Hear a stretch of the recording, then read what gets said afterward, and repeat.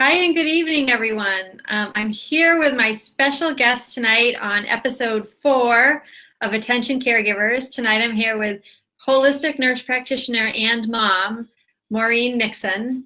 And I'm Dawn Sullivan for those who maybe don't know me or don't follow me. And I'm here tonight giving bringing you some wonderful guests. Every Tuesday night I've been bringing you some guests who are doing things a little bit outside the box in terms of self-care, caring for yourself, which is a super important topic. If you're a caregiver to a spouse, to a parent, or to a child, or even just being a caregiver at your job, which we're at most of the time.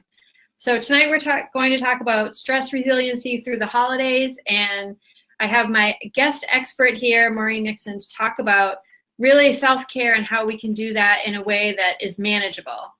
So Maureen is from Wisconsin, and we over the summer we got on a phone call over the summer because we had some of the same interests, and we've recently been working together with some stress resiliency programs and some health advising. And Maureen has a really great story. So what I want to start with is, Maureen, before we connected over the phone last August, where were you, like, say May, June, and July? Like, what was kind of going on in your life, and what would have kind of made you reach out to me and find out what I was doing? Yeah. Hi, nice to be here. Very excited to share my story with everybody.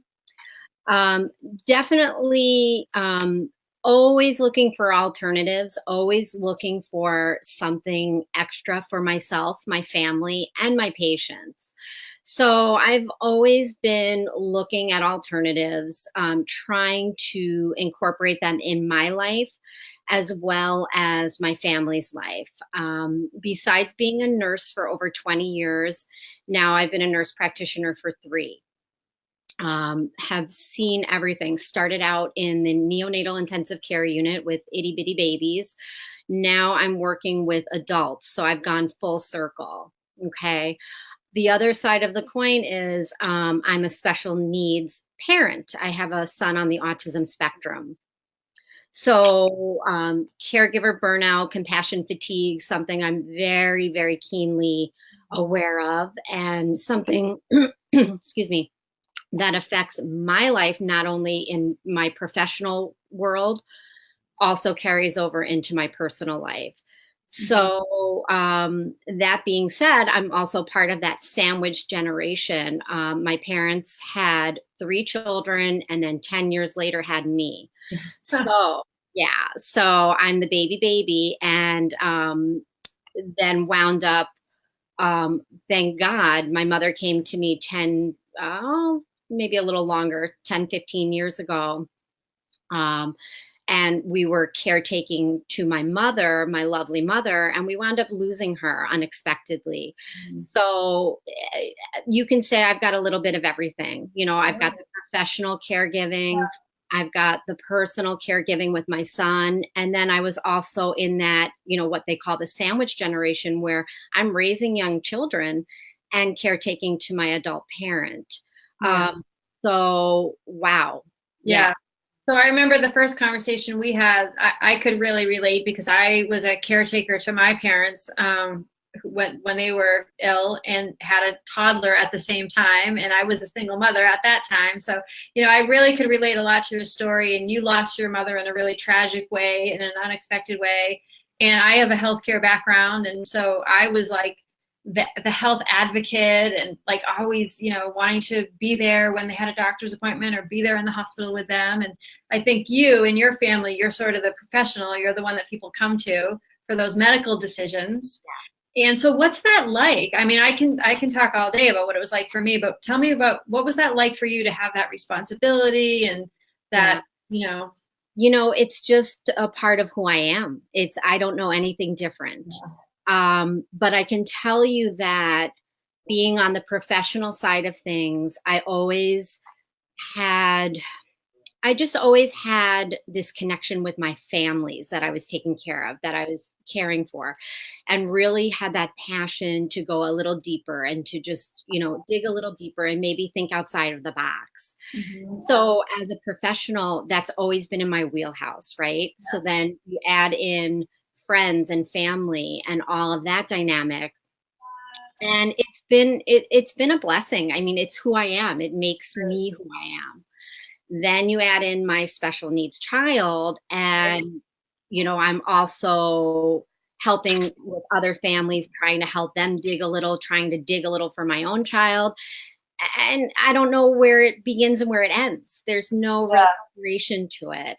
It's who I am, but it can get draining. You can't fill up everybody else's cup when yours is empty. And, I've had my own struggles with anxiety, depression. I'm very frank and very open about it. And, for me, I've found some tips and tricks to kind of keep myself going along the way. But I'm really excited about some of the things that I've been doing for myself and implementing with my son on the autism spectrum, and then also now able to share with family and friends, and hopefully more people out there, because I think that a lot of us are in the same boat. So I think we need each other. We need to, rely on each other and dig deep and look out. I haven't like thought outside of the box. I've taken the box apart. I've stood on it. Picked it. The box, like thinking outside of the box. 10 years ago, I've been thinking outside of the box. So for me as a professional, I'm really excited to have some other things to offer myself, my child, my friends, my family, and hopefully the public. So that was the other thing that I really related to you on when we spoke, is that not only were we in kind of the same position in our families, but that like we were kind of willing to go outside the box, as you said, or to find different things that maybe my parents' doctors weren't prescribing or recommending, but I was like, what else is there? Because I know this can't be it. I know this can't be all to healthcare. And you really talked to me about that you really wanted to take a more holistic approach, not only with the patients that you're serving now, but your own self and your family with the health history that you have and your son and your parents. So talk to us a little bit about, I'm going to fast forward a little bit, and then you can talk about your own results. But so tell us, what is this whole gut-brain connection, and how does that relate to what we're talking about tonight? So let's tell people a little bit about that, and then we can go back and say what you have found. What I think is really, really exciting is that things that we've all known, we say things. I've said it, you've said it, we've all said things like, I've got that gut instinct. My gut is telling me, butterflies in my stomach. All of those things, I call them somatic signs of anxiety, which are the tangible signs of anxiety. When my autistic son is anxious, he gets a stomach ache. Right. He then gets, other uncomfortable stomach things that go along that people don't always want to talk about, the diarrhea, the constipation, all of that stuff. When he's super, super anxious, he might vomit, all of that stuff. All of those stomach things that we feel when we're not feeling quite right, when we're anxious, when, when we're nervous, when we're stressed, and all of it, the science is backing that up now. Yeah. And so some of those common sense things, I always tell my patients and my friends, my family, I always tell them, sometimes your body whispers and sometimes it screams, right? But you don't need to be a nurse, a doctor, or any type of healthcare professional to know how to listen to your body. Our bodies whisper a lot and for a long time. And scream, right? So, oh, I'm a little dizzy. Oh, I feel weak. Oh, I feel this. Oh, I feel that. These little whispers that happen over time. And then boom, the dizziness, the all those other things turn into, high blood pressure that's been brewing for years, that now may be a stroke.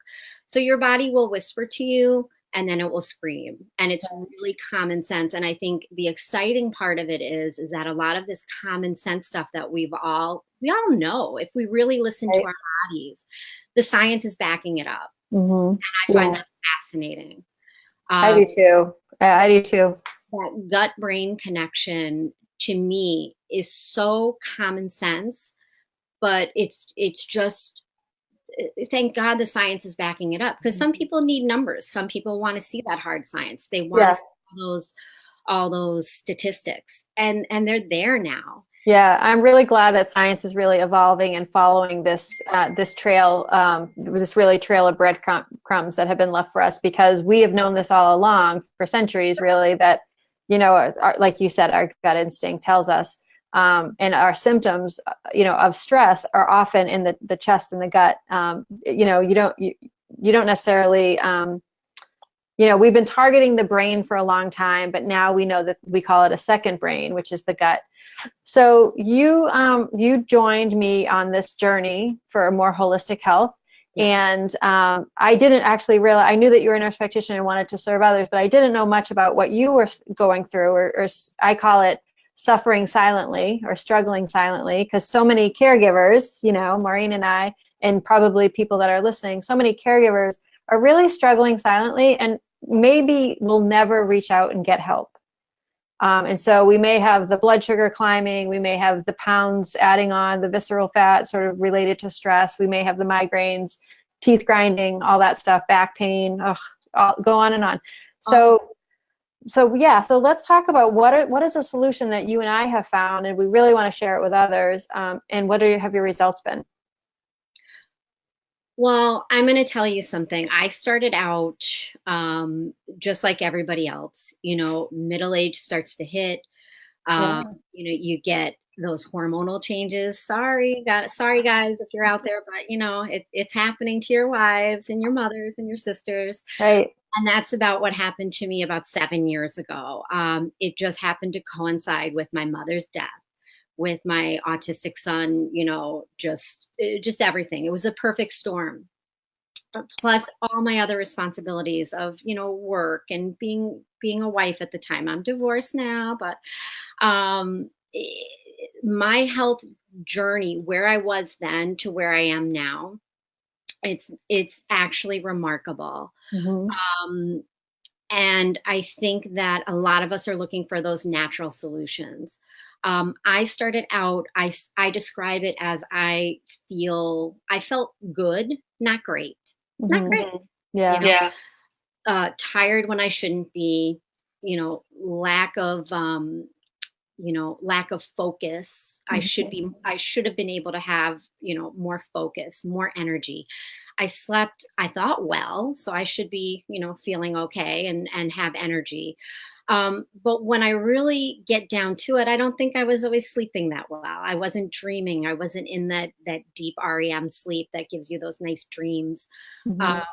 All of those things, some of those little things, the anxiety that just creeps in. It's not debilitating you. You can still function. You can still get things done. You know, those feelings of depression, those, you know, those subtle things. Yeah. All those little things that just kind of creep in and you accept as your normal. This is normal. This is just the way I am, you know? Right. I think there are too many of us that think this is the way life is meant to be. Like, you just get tired as you get older. Things fall apart as you get older. Gravity is is stronger when you get older. And we just accept it and kind of motor on, and we don't try to reverse it or change it. It's the curse of, you know, the caregiver, the woman, that side of us. We're always giving to everybody else. But when we really get down to it, are we feeling great? I wasn't feeling great. I was feeling okay. Mm-hmm. My weight was fluctuating up and down and all around. My energy level was not great. Mm-hmm. Those feelings of anxiety creeping in. And one thing that I really think is important to really just hammer down is that if everything I was doing medically, meaning the medications my doctor was prescribing, the antidepressants, the this, the that, the everything else, if that had me feeling great and feeling, you know, 100%, I wouldn't be looking for answers. Right. I would, you know, too many of us are just kind of sleepwalking through life a little bit, and we're just accepting that this is the way it is. Right. And I see so many of my patients suffering, and I can't really give them great alternatives. I can't really help them. And that to me was very frustrating as a practitioner. Right. So your hands are tied a little bit because of policies and, you know, what you're able to do, what you're able to offer working in a facility. Yeah, I understand that. Sure. So you found for yourself a more natural, holistic way to approach your stress and your health and maybe balance your hormones. And it was related to balancing the microbiome, which is hundreds of trillions of cells in your gut that all have a different purpose to, many of them produce the neurotransmitters that make us feel good, that need to travel to the brain and could take the place of an antidepressant if your gut was healthy, right? So tell us some more about what you don't have to be real specific, but so you were open-minded to trying an alternative, and when I use the word alternative, in that insurance companies don't pay for it, and that's what I consider alternative, because insurance companies want to pay for synthetic prescription medications, doctors' prescriptions, but they don't want to look at natural, ancient Chinese herbs. They don't want to look at acupuncture, massage therapy, and all these other things that are really a better way for you to manage stress, anxiety, depression, migraines, backaches, those kind of things. So anything like that I don't consider alternative, I'm going to call it alternative, because your insurance won't pay for it, and your doctor probably won't recommend it. Absolutely. Some of us are lucky, a doctor of osteopathy, for example, a DO, they are medical doctors, but they are trained in alternative therapies and really embrace them. If you're lucky enough to have a doctor that is a DO, that you find a good one that you like, that I've had for 20 years, who's super open-minded, that's a great adjunct, Eastern and Western medicine, right. Because we need Western medicine. Sure. we need the medical model. What we need is the medical model to be a little more open-minded. Like you said, right. Yeah. Some of these alternative therapies covered under insurance, and, you might be lucky enough to get your massage covered for a medical need, but man, do you have to jump through hoops to get that to happen. Yeah, I mean, you basically need to be in a car accident to get it covered, right? Debilitated, and who wants that, right? Yeah, right. But what I've found is that there's such a great ability to marry both, and then to maybe be able to tick away at some of the medicines that we're on, some of the pharmacological things that are just really our go-to. Sure. Prescription. You take this prescription, you get this side effect. Well, here's another prescription to fix that side effect. Right. And unfortunately, that's the lay of the land.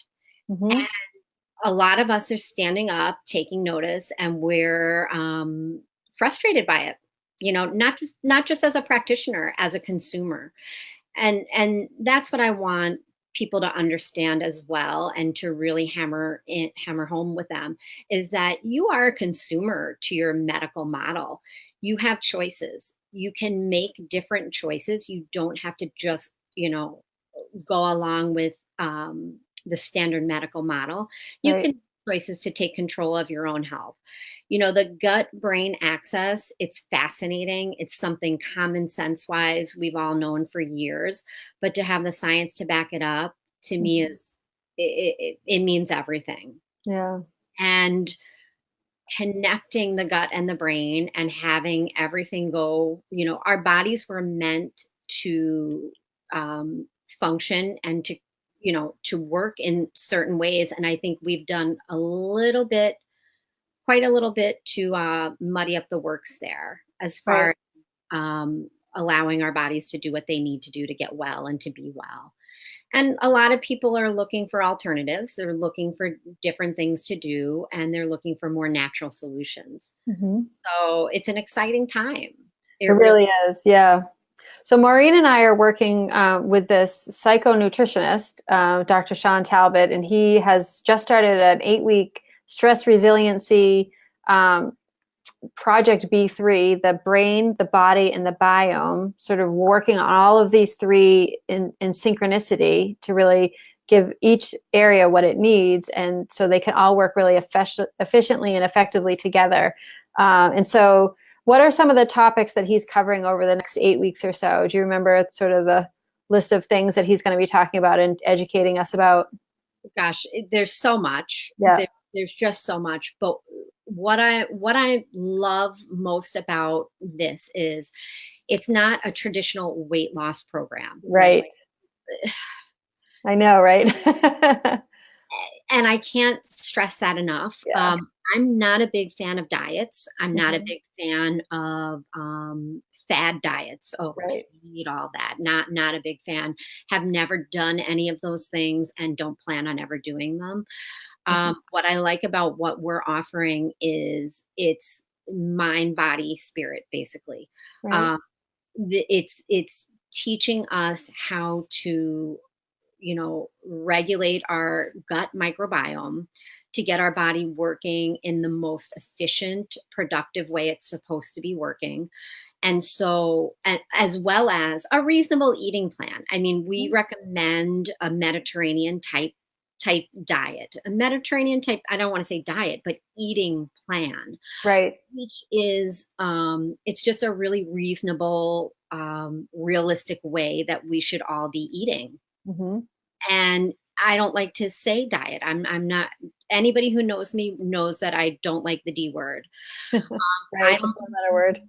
Yeah, I don't think we can judge our health and wellness by our size. I Right. very much have always said it doesn't matter what you weigh as long as you feel well. And Yeah.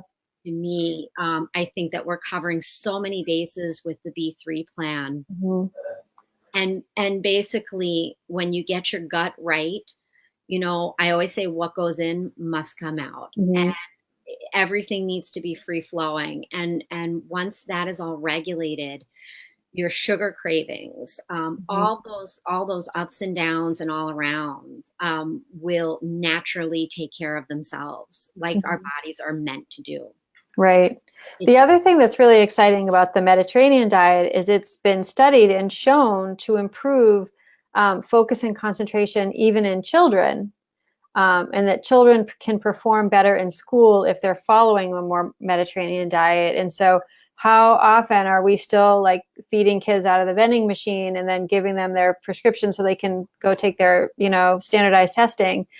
yeah, So there really are reasonable and simple things that can be tweaked, if people just knew, about it. Like we all know that soda and candy bars aren't that great, but we all slip them to our kids anyway. But if we really knew that made a critical difference in their ability to pay attention at school or their ability to play with their friends productively, we would think twice about handing our kids artificial food, right? absolutely. Yeah. So And that's huge. I've got teenage boys. I've got a 14-year-old and a 16-year-old. And my 16-year-old is on the autism spectrum. And as many of us struggle with, their diets are very limited. They're Yeah. super picky eaters. Oh God, it's all. If I wanted to fight with him about food, that's what I would do at Right. 24/7. Sure. And a lot of my autistic moms will understand that Yeah. 100%. My 14-year-old eats a more varied diet, but it still could be better, Sure. And that's the goal for all of us. By me leading by example, having those healthier foods in the house, work in progress, all of us, right? And then retraining your microbiome to crave fruits and vegetables versus sugar, right? Because we can really retrain the microbiome to Yeah, crave healthier things. And it's that vicious cycle of like, you can't just have one chip or one piece of cake or one brownie, like you just end up craving more. But if you can decrease that bad bacteria that's making you have those cravings and increase the good bacteria, you are going to be craving healthier foods. And so really rebalancing the gut is a huge piece of what we're talking about tonight. absolutely. Yeah. And interestingly enough, my 16-year-old I've started him on the products. And I haven't seen dramatic results, but I have seen some little things here and there. And a lot of my autistic moms will understand some of those little things are not little for us, Right. small victories. Mm-hmm. They might seem not like a big deal. Like I could get my 14-year-old, I can, coax him into trying a new food or, exposing him, and he's more open-minded because, his brain is, functioning in a different way. I call him neurotypical sometimes, you know, Yeah. but to see that my autistic son is a little less crabby, a little less anxious, a little more open. He tried 1 or 2 new foods the last 2 weeks. That's a really big deal. Huge. It's a really big Yeah. deal because, like I said, if I wanted to fight about food with him, I'd fight about food with him. Like, Yeah. take your pickiest eater, times it by 100, and that's how most of our autistic Right. children are. Yeah. So, And just that rigidity, that their personalities are much more rigid. And so like the idea of a new food so I even know that, because I used to work with children with autism, I even know that sometimes like the presence of a food that they like to avoid can give them a visceral reaction. oh yeah. You know? Yeah. So it's all connected. And if we can change that and make them feel more comfortable and less anxious, because that visceral reaction is anxiety. You know, if they see an apple or, you know, something that they don't want to eat present on the table and it's going to make them vomit, that's anxiety, that's stress. And so what can we do to not have them growing up with their cortisol levels through the roof, right? You're exactly right. You're exactly right. And, you know, with these guys, there's, you know, sometimes there's baby steps, and I'll take every single one I can get. Sure. Yep. Absolutely. One I can get. And Awesome. I'm encouraged, you know, I'm encouraged because almost everything I've seen in him, anxiety related, winds up as stomach symptoms. Yes. So I feel encouraged that I have other choices now to try to help, you know, to regulate his microbiome. And where the future will take us with it, you know, I don't know, but I'm really excited. For the first time in a long time, I'm excited about the changes that could come his way. Yeah, that's awesome. So a couple other topics that we'll be talking about in the Project B3 are sleep and stress and, you know, foods, good food. We'll even be talking about meditation and exercise and what type of exercise is the best for stress resiliency, and supplements. So, Maureen, how do you feel in general about supplements, or what's your idea about the use of supplements? You know, I've used store-bought vitamins in the past, you know, haven't noticed a big change, haven't noticed anything, you know, good, bad, or ugly with them. But the supplements that I'm using now are really, really, really exciting, you know, organic, you know, all plant-based, and a blend of prebiotics, probiotics, and phytonutrients. And so all I can tell you is how I'm feeling. I'm sleeping better. I'm dreaming, having amazing dreams. Kind of interesting, you know, you think you're sleeping okay, but you're really getting up a couple of times throughout the night and you just think that's normal. Right. I'm getting up less in the middle of the night and I'm having really vivid, nice dreams, which shows me that my sleep quality is better. And plus I'm waking up feeling rested. Yeah. And that's really healthy to dream. It's a sign of good health, right? To be able to remember your dreams. Yeah, and some of my friends and family and that are trying the products, I'm encouraging them to look at those things and to notice. Awesome. Because, you know, you take for granted, oh, you know, I think I slept okay. Right. What does that mean? How many times did you get up? I usually get up 5 times. I only got up 2 times. That's good. That's significant. Good. Yeah. I'm not falling asleep reading a magazine or watching TV anymore. That's, you know, during the day. That's better quality sleep. Yeah. I am dreaming. I don't remember the last time I had a dream. Dreams are really important. That's good, restorative, sound sleep that our cells need to regenerate. Right.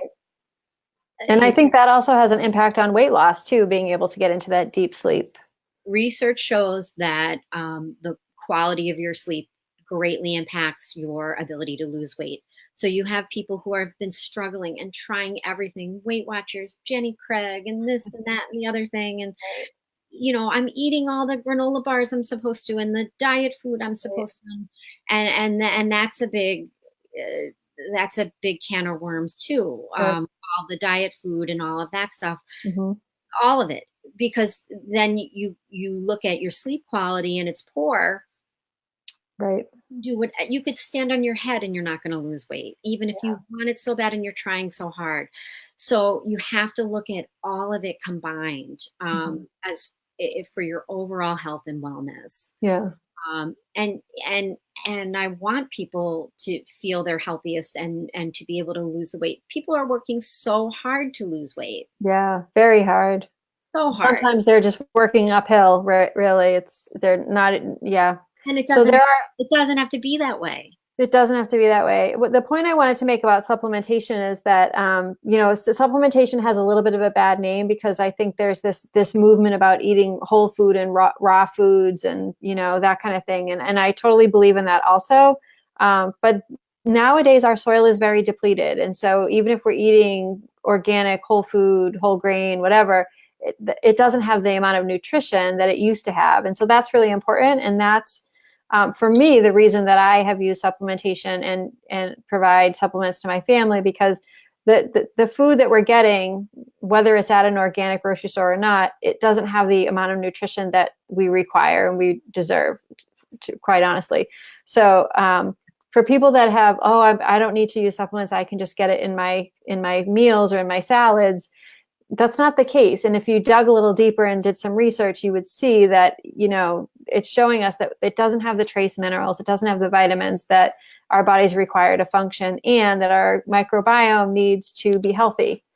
So super important. So I want to wrap it up because I try not to go much longer than a half an hour on this, but it's super. I could talk to you all night because we have so much in common. And I love this idea of how can caregivers take care of themselves. So let's get back to that for a second. So I've got a couple of really quick things to talk to. Lay it out for us.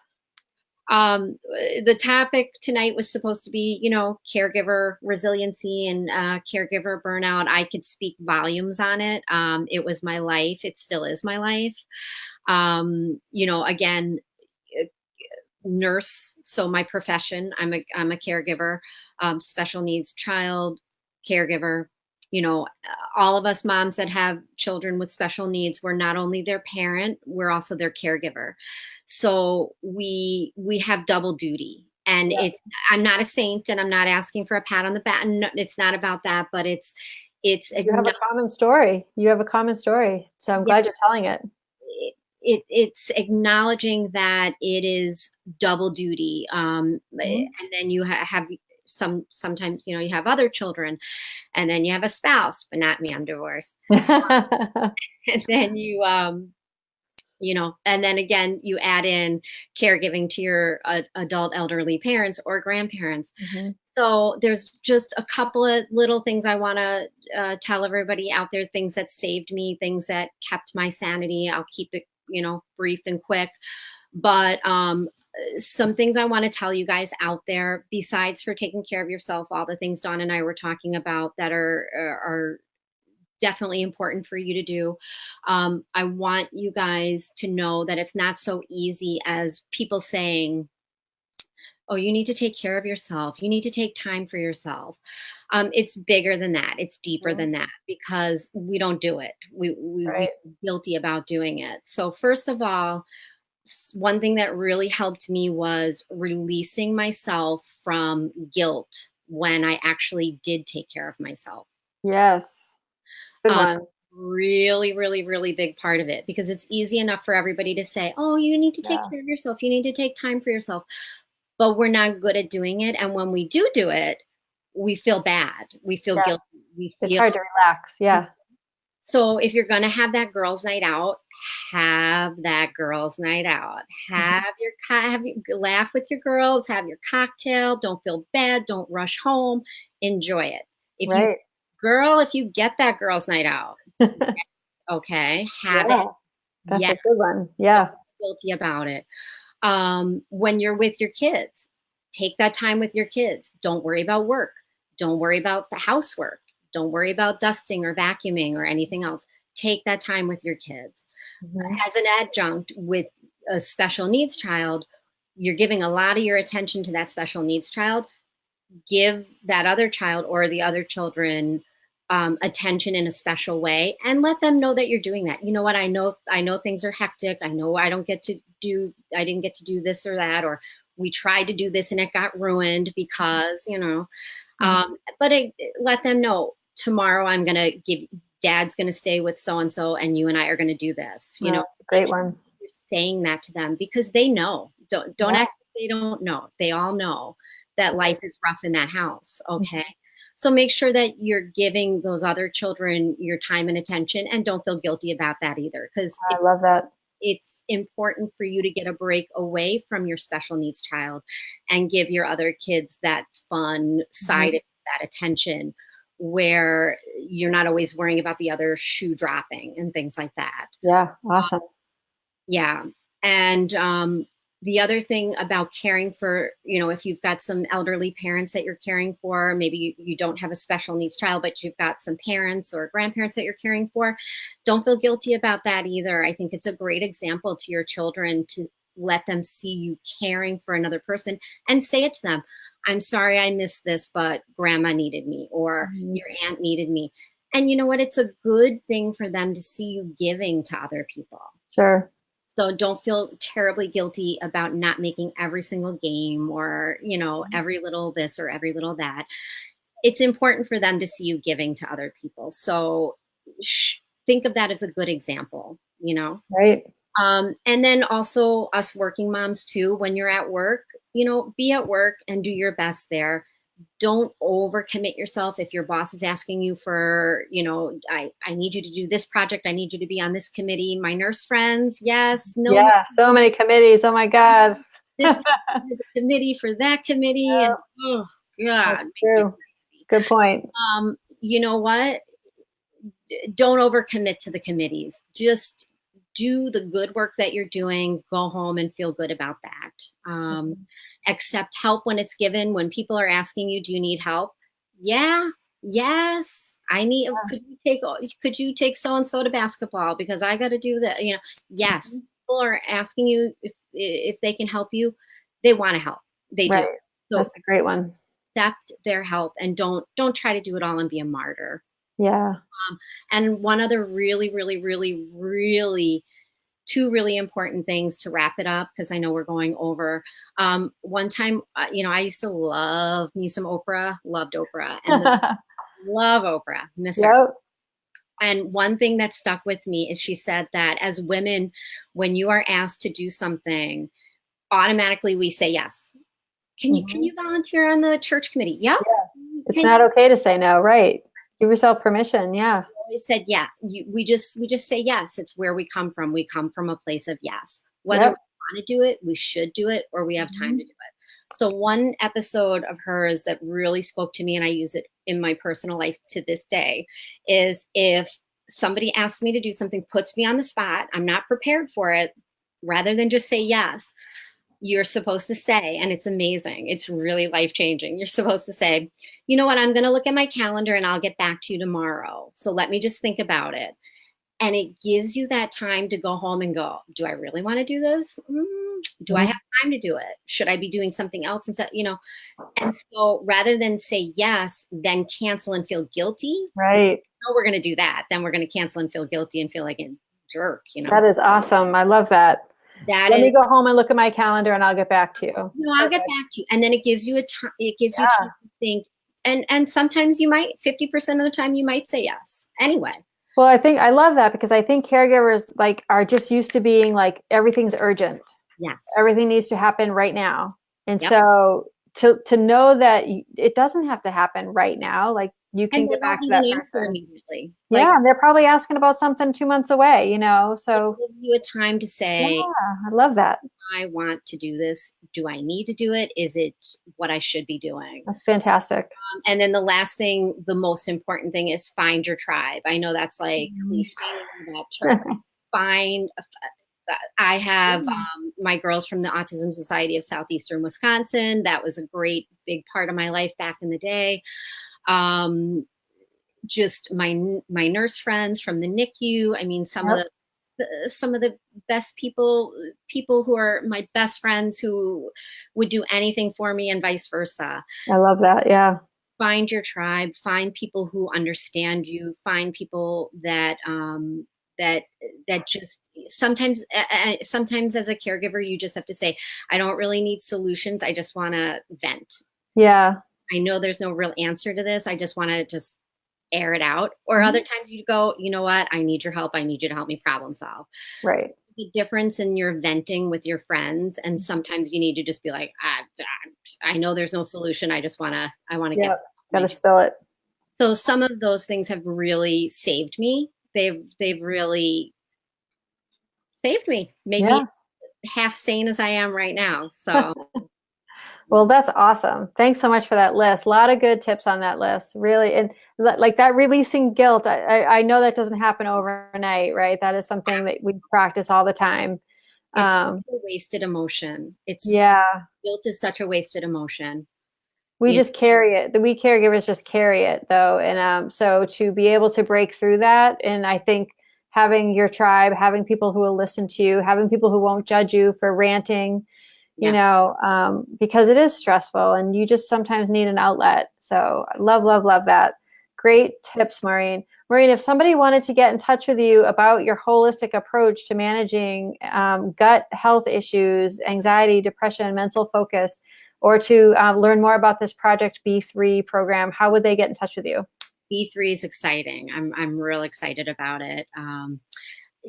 Shoot me a message. Facebook Messenger is probably the best way. If you've got my number, always could text me. But Facebook Messenger is a great way. I'll get back to you pretty quickly, and we'll work on what I'm excited about is the individualized way.